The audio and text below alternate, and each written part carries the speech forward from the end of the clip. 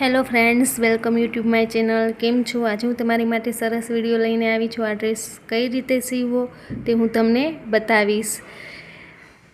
આગલા વિડીયોમાં મેં ડ્રેસનું કટિંગ કઈ રીતે કરવું તે બતાવ્યું છે, એટલે મેં આ વિડીયોમાં કટિંગ ડ્રેસનું નથી બતાવ્યું, પણ એમાં કમેન્ટમાં ઘણા લોકોએ લખેલું છે કે ડ્રેસ ગળાનું કટિંગ કઈ રીતે કરવાનું આવે છે. તો મેં ગળાનું કટિંગ આમાં નથી કર્યું, તો હું તમને આમાં બતાવું છું ગળાનું કટિંગ કઈ રીતે કરવું. પહેલાં ગળાની પહોળાઈનું માપ લેવાનું અને લંબાઈનું માપ લઈ અને આ રીતે રાઉન્ડ આપી દેવાનું આવશે. પછી રાઉન્ડ આપી અને કટ કરવાનું છે. પછી આ રીતે પાછળની લંબાઈનું પણ માપ આપવાનું આવે છે. આ રીતે કટિંગ કરી લેવું. જો મારો આખો વિડીયો જોવા લાયક અને તમે સબસ્ક્રાઈબ ન કર્યું હોય તો જરૂરથી કરી લેજો. હવે પાછળના ગળાનું કટિંગ પણ બતાવી દઉં છું તમને કઈ રીતે કરવું. એનું પણ એ જ રીતે આવશે. ગળાની લંબાઈનું માપ અને પહોળાઈનું માપ લઈ અને રાઉન્ડ આપવાનો આવશે. તમારી જેટલી લંબાઈનું માપ રાખવું હોય એટલું અને પહોળાઈની જેટલું માપ રાખવાનું હોય એટલું આપી અને આ રીતે રાઉન્ડ આપીને જ કટિંગ કરવાનું આવે છે. એકદમ ઇઝી અને સિમ્પલ છે ગળાનું કટિંગ કરવું. મેઇન આમાં છે પોઈન્ટ, સિલાઈ કઈ રીતે કરવી. આ ગળાનું કટિંગ કમ્પ્લેટ આ રીતે ગળાનું કટિંગ કરવાનું આવશે. જે ગળાનું કટિંગ કરેલું છે એમાં મેં કેનવાસ કટ આ રીતે રાઉન્ડ આપીને કરેલું છે, જે પેલા કાપડની અંદર ઇસ્ત્રીથી લગાવવાનો આવશે. આ રીતે કાપડમાં લગાવી અને પછી આ રીતે સિલાઈ કરવાની આવશે. આ રીતે વાળીને ફરતી સિલાઈ કરી લેવી. પહેલાં ઉપર ગળામાં આ રીતે સિલાઈ કરી લેવી.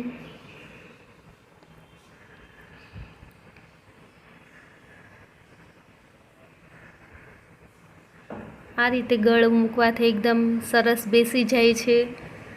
અને હવે ફરતી આ રીતે કેનવાસમાં જ સિલાઈ કરવાની આવે છે,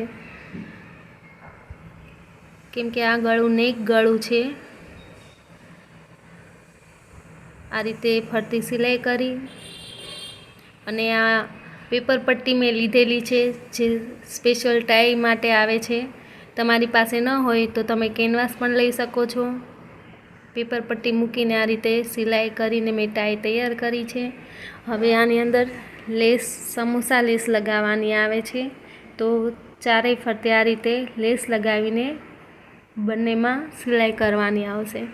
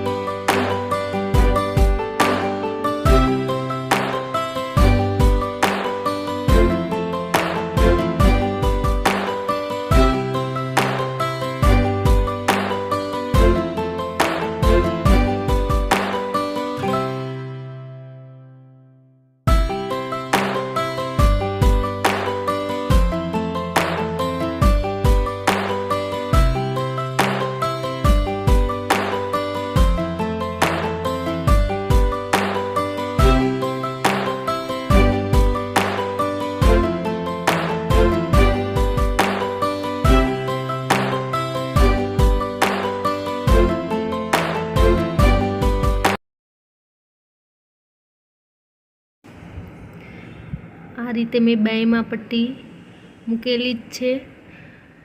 ગળું અને બાય કમ્પ્લીટ થઈ ગઈ છે. હવે આપણે ફિટિંગ કરવાનું છે. ફિટિંગ કઈ રીતે કરવું તે હું તમને ડ્રેસમાંથી માપ લઈને કઈ રીતે ફિટિંગ કરવું એ હું તમને બતાવીશ. છાતીનું માપ લેવાનું, કમરનું માપ લેવાનું, સ્કાર્ફનું માપ કઈ રીતે લેવું એ હું તમને આ ડ્રેસમાંથી બતાવું. આ રીતે પહેલાં છાતીનું માપ લઈ લેવાનું, પછી કમરનું માપ લેવાનું અને તમારી જે સ્કાર્ફ સુધી સીટનું આવે છે ને માપ એ લેવાનું અને પછી સ્કાર્ફની લંબાઈનું માપ. તમારે સ્કાર્ફ કેટલે સુધી રાખવા છે.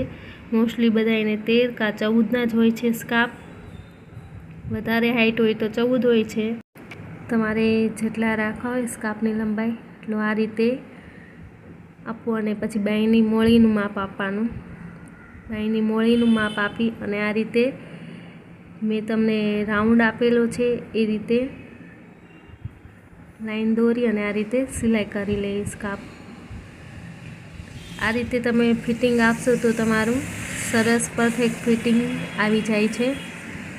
આ રીતે ધાર સિલાઈ કરવાની. સ્કાર્ફ આપેલી છે લંબાઈ ત્યાં સુધી. બંને સાઈડ આ રીતે સિલાઈ કરી લેવી અને પછી સ્કાર્ફ કઈ રીતે વાળવા તે ખાસ ધ્યાનથી જોજો. સ્કાર્ફ આ રીતે વાળીને સિલાઈ કરવાની. સ્કાર્ફમાં આ રીતે વાળતું જવાનું અને સિલાઈ કરતી જવાની સ્કાર્ફમાં.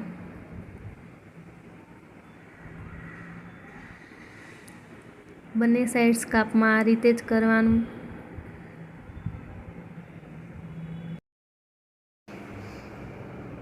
આ રીતે વાળતું જવાનું અને સિલાઈ કરતી જવાની. અને તમે ખાસ ધ્યાનથી જોજો હું ઉપરની સાઈડ સ્કાર્ફ કઈ રીતે વાળીને સિલાઈ કરું છું તે. આ રીતે વાળી અને આ રીતે સિલાઈ કરવાથી સ્કાર્ફ સરસ લાગે છે.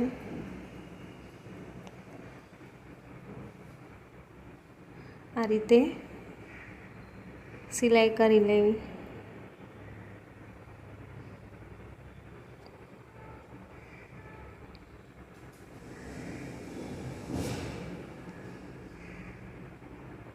કેટલા સરસ સ્કાર્ફ થઈ ગયા છે કમ્પ્લીટ.